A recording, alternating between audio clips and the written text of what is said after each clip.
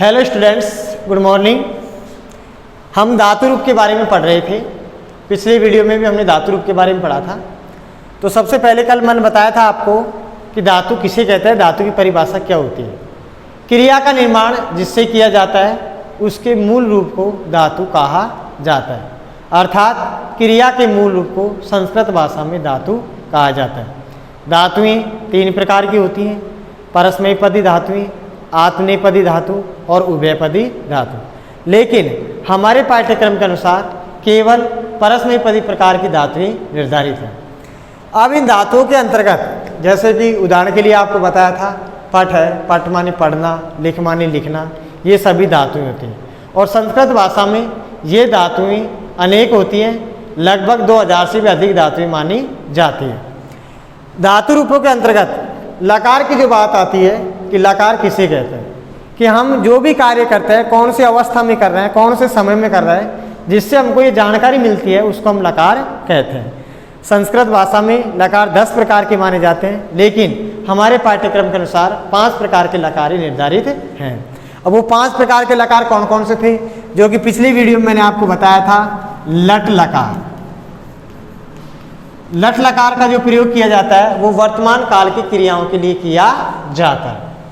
दूसरा जो बताया था हमने वो बताया था लोट लकार।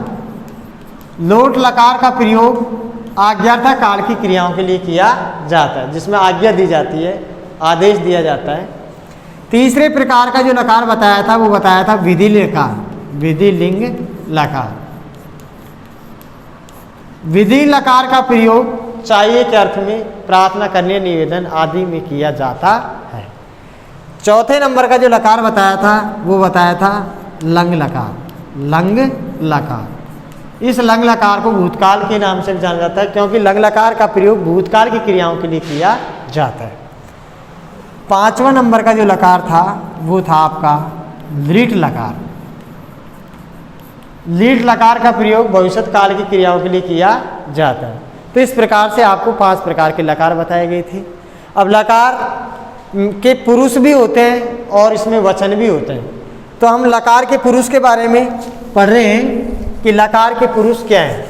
कि लकार के जो पुरुष होते हैं वो प्रत्येक लकार के, चाहे वो लट लकार हो, चाहे वो लोट लकार हो, कोई सा भी लकार हो, प्रत्येक लकार के 3 पुरुष होते हैं: प्रथम पुरुष या अन्य पुरुष, यानी प्रथम पुरुष भी कह सकते हैं या अन्य पुरुष भी कह सकते हैं, जो कि आपके सामने यह लिख रखा है, प्रथम पुरुष या अन्य पुरुष। दूसरे प्रकार का जो पुरुष है वो है मध्यम पुरुष, और तीसरे प्रकार का जो पुरुष है वो है उत्तम पुरुष। 3 प्रकार के पुरुष होते हैं। कितने प्रकार के? 3 प्रकार के। यानी प्रत्येक लकार के लिए हमको 3 पुरुष और 3 वचनों की आवश्यकता होती है।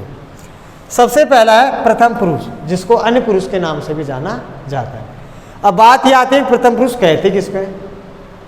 जिसके विषय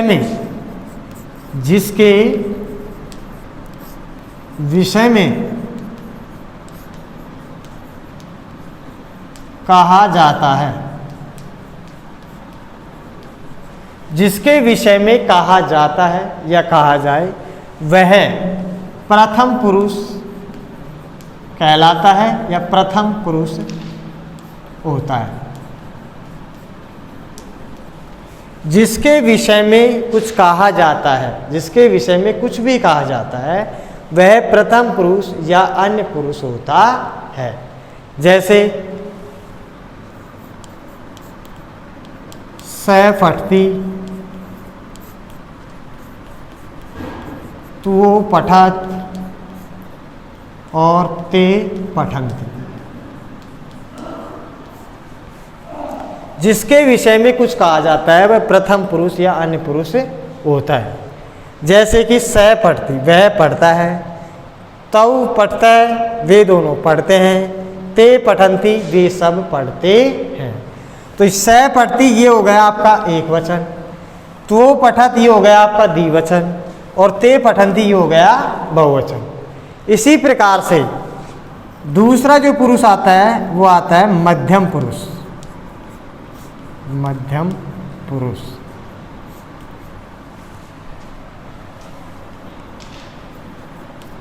जिसे या जिसके सामने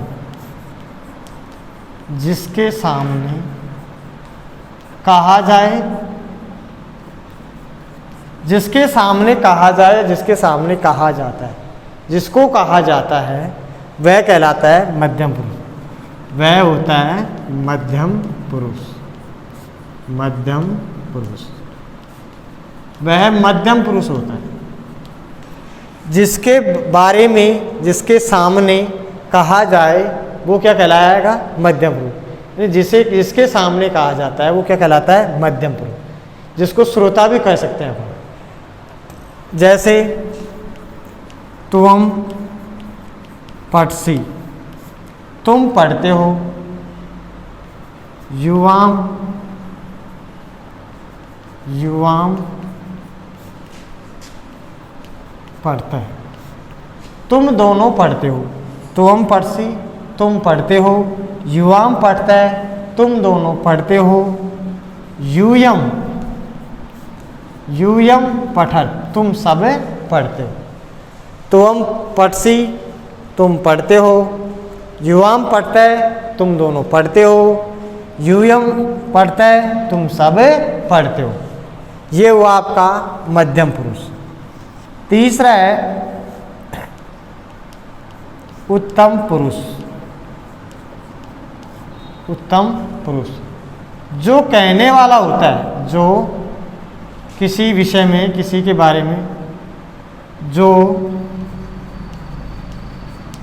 कहने वाला होता है, जो कहने वाला होता है वह उत्तम पुरुष होता है या उत्तम पुरुष कहलाता है। वह उत्तम पुरुष होता है या उत्तम पुरुष कहलाता है। यानी कि जो किसी बात को या किसी विषय में जो कहने वाला होता है, तो कहने वाले को उत्तम पुरुष कहा जाता है। जो किसी को कहने वाला हो वो क्या कहलाता है? उत्तम पुरुष। जिसको अपन वक्ता भी बोलते हैं, कि जो बोलने वाला है, जो कहने वाला है वह उत्तम पुरुष होता है। जैसे अहम पठामी, अहम पठामी मैं पढ़ता हूँ। आवाम पठावे हम दोनों पढ़ते हैं। वयम पठामे हम सब पढ़ते हैं। अहम पठामी मैं पढ़ता हूँ। आवाम पठावे हम दोनों पढ़ते हैं। वयम पठामे हम सब पढ़ते हैं। इस प्रकार से आपका तीसरा हुआ उत्तम पुरुष। जो किसी बात को कहने वाला होता है वह उत्तम पुरुष होता है। जैसे अहम पठामी ये एक वचन के लिए है, आवाम पठामे ये द्विवचन के लिए है, वयम पठामे ये बहुवचन के लिए। इस प्रकार से आपके लकार के जो तीन पुरुष हैं वो तीन पुरुष इस प्रकार से। ठीक है।